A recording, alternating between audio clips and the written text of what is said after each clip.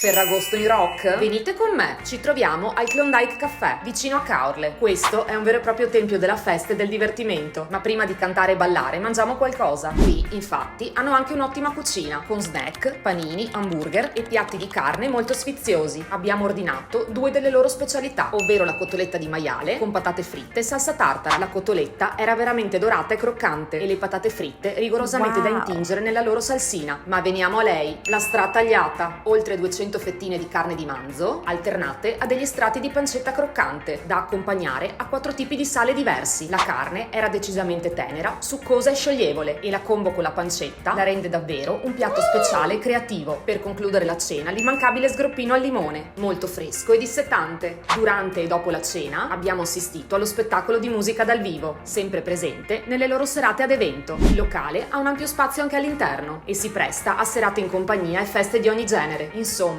se volete una serata frizzante, vivace e coinvolgente e con dell'ottimo cibo, Massimo e il suo staff vi aspettano qui.